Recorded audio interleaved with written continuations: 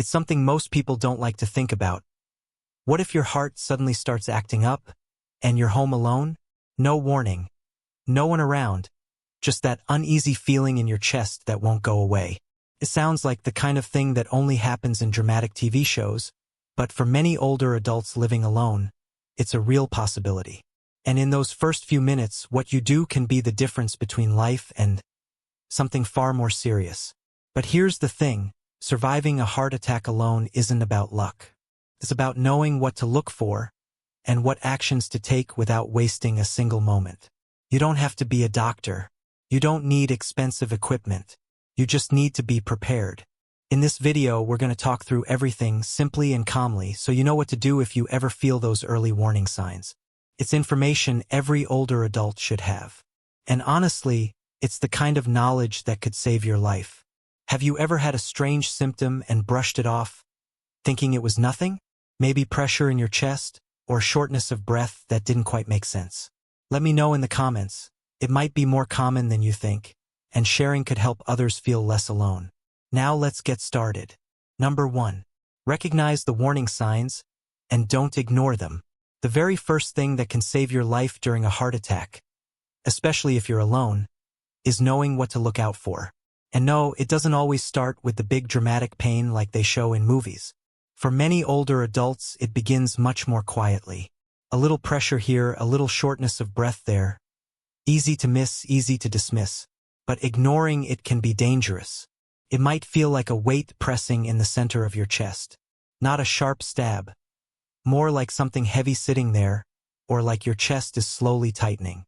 Some describe it as a squeezing or fullness, almost like heartburn. The feeling might fade and then return. That's what tricks a lot of people into thinking it's nothing serious. But if it stays for more than a few minutes or keeps coming back, don't brush it off. You may also feel winded even if you're just sitting still. Some people describe it like trying to catch their breath after climbing stairs, except they haven't moved. Others feel pain or discomfort in their shoulder, arm, jaw, or neck. You could get lightheaded, feel unusually tired, break out in a cold sweat, or even feel slightly sick to your stomach. And for older folks, especially women, the symptoms can show up in unexpected places. Back pain, pressure in the stomach, weakness without a clear reason. These are just as real. Let me tell you something that might stick with you. A man named Richard, 74 years old, was just sitting at his kitchen table when he felt a strange tightness near his collarbone. He thought it might be acid reflux, but then he started sweating and realized he couldn't take a deep breath. That's when he remembered something he'd once read about how not all heart attacks start with pain. He didn't wait. He called for help and he made it. Your body will often whisper before it shouts. If something doesn't feel right, a strange pressure, breathlessness, sudden fatigue, stop. Don't try to tough it out. Don't tell yourself you're just being dramatic. You've lived enough life to know when something feels wrong. This isn't about fear, it's about paying attention. Because recognizing those early signs might be the one thing that gives you the time you need. Number 2. Call for help right away. If you even suspect you're having a heart attack, don't wait to see if it passes. Don't try to be strong. Don't tell yourself it's probably nothing. The most important thing you can do immediately is call 911. Every single minute matters. Your heart needs oxygen-rich blood, and if it's being blocked, that damage begins fast. The longer you wait, the worse the outcome can be. Now, maybe you're thinking, I don't want to cause a fuss, or what if I'm wrong? But here's the truth. Emergency responders would much rather come and find out you're okay than show up too late. You don't need to drive yourself to the hospital. In fact, please don't. If your condition suddenly gets worse while you're behind the wheel, it could put others in danger too. Let trained professionals come to you. They have the tools, medications, and support you'll need on the spot. One more thing, keep your phone somewhere easy to reach at all times. Could be your lifeline. And if you live alone, consider learning how the emergency call feature works even when your phone is locked. This one step, just making that call, could be what saves your life. Don't hesitate. Call first. Worry later. Number 3. Chew an aspirin. After calling emergency services, the next most powerful step you can take is simple chew an aspirin. Not swallow. Chew it, slowly, calmly, even if your hands are trembling. If you have a standard 325 milligrams aspirin, and you're not allergic and not taking blood thinners that would make it unsafe, this one action could dramatically increase your odds of surviving a heart attack. Here's why. Aspirin thins your blood. That helps slow down or stop a clot from growing, the very clot that could be cutting off blood to your heart. And when you chew the aspirin instead of swallowing it whole, it enters your bloodstream faster. That can buy you precious minutes. Sometimes, those minutes are the difference between life and death. Yes, it's better to take aspirin with food. But during a heart attack, the risk of a clot is far more serious than an upset stomach. If all you have is a coated or slow-release version, chew it anyway. You want it working now, not later. Let me share a real story. Joe, 72 years old, woke up one morning with a tight, heavy feeling in his chest. It spread to his neck. He remembered he had aspirin in the kitchen. He sat down, chewed a tablet, and waited for help. Later, his cardiologist told him that one move probably kept things from getting worse, maybe even saved his life. If you live alone, make sure aspirin is somewhere easy to grab, by your bed, in the kitchen, even in your wallet. Check the expiration date, and let the people close to you know where it is, just in case. It might seem too simple to matter, but it does. Emergency responders around the world use this exact method. Chewing aspirin at the first sign of a heart attack isn't just a good idea. It's a proven, life-saving step. Those first few minutes, they're everything. That tiny pill could be what keeps your heart going until help arrives. Number 4. Sit or lie down. When you first feel those signs, one of the most important things you can do is stop what you're doing and sit or lie down immediately.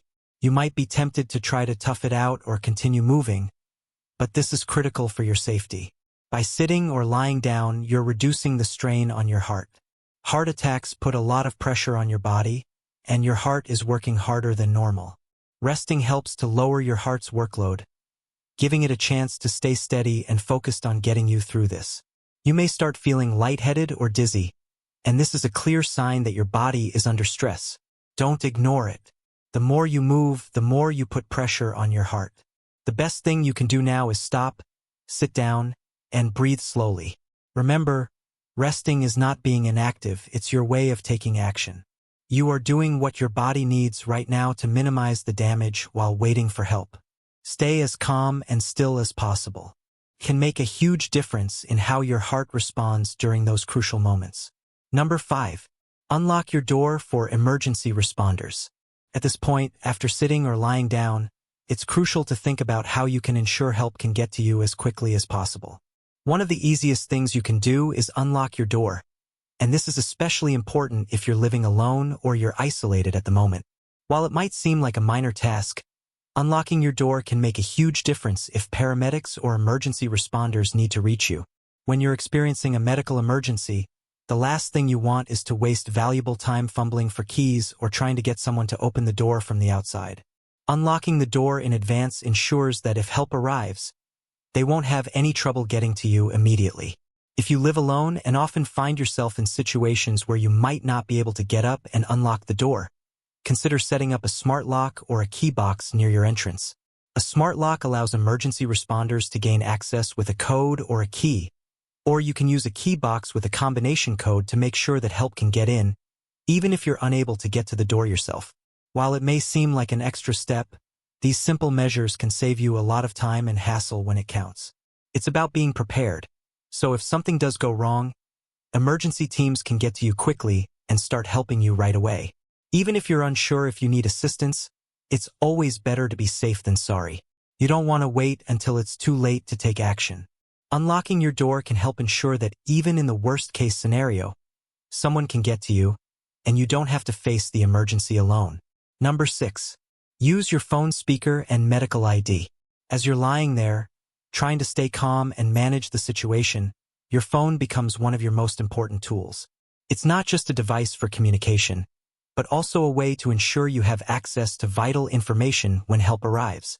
First, use your phone's speaker function to make a hands-free call. If you're alone, you may not have the ability to hold your phone up to your ear or dial in a crisis. By using the speakerphone, You ensure you can communicate with emergency services while keeping both hands free in case you need to assist yourself. When you dial 911, remain calm, speak clearly, and provide essential details, your address, symptoms, and any pre-existing medical conditions. Along with the call, your phone can hold one more life-saving feature: the medical ID. Many smartphones allow you to store important medical information directly on your device, accessible even if your phone is locked. This includes details like allergies, medications, emergency contacts, and any health conditions. Having your medical ID visible and up to date means that emergency responders don't have to waste time asking for these details. They can get all the information they need with a glance. To set up your medical ID, on an iPhone, open the Health app, tap your profile picture in the top right, and then tap Medical ID. Ensure the Show When Lock toggle is enabled. On an Android phone, the process varies by model, but you can usually set it up in your phone's emergency information settings. This is especially crucial if you're dealing with a heart emergency, because emergency responders can know if you're allergic to aspirin, if you're on blood thinners, or if you have a history of heart disease, all important information that can guide their decisions. In moments of crisis, your phone can serve as a lifeline, a bridge between you and the help you need. So, before anything happens, take the time to set up your medical ID and practice using your phone's speaker function. In a medical emergency, it could make all the difference. Number 7. Breathe slowly and calmly. In the midst of everything happening, it's natural to feel a sense of panic. Your heart might be racing, you're feeling overwhelmed, and maybe even a little scared. But it's incredibly important to remind yourself to stay calm. The breath is one of your greatest tools when it comes to regaining control of the situation. Slow, controlled breathing can help reduce the stress on your heart and give you the focus you need to make it through. So, try to find a moment to sit or lie down comfortably and focus on your breathing. Take a deep breath in for 4 seconds, hold it for a moment, and then slowly exhale for 6 seconds. Repeat this a few times. By regulating your breath, you activate your parasympathetic nervous system, which helps to calm your heart rate and ease anxiety. This simple technique can help you think clearly, make better decisions, and even reduce the severity of the heart attack. It's easy to forget that, in an emergency, staying calm can be the difference between panic and survival. When your body is in distress, it's easy to get swept up in fear. But calming your breath gives your mind space to think, helping you to prioritize what's most important. Calling for help, staying still, and following the steps to protect yourself. The phrase, "your breath is your anchor," is a good reminder. By focusing on breathing, you're grounding yourself. You're taking charge in a situation that might feel out of control, and that sense of control is empowering. Remember, when you're panicking, you're not just hurting your mind, you're putting extra strain on your heart.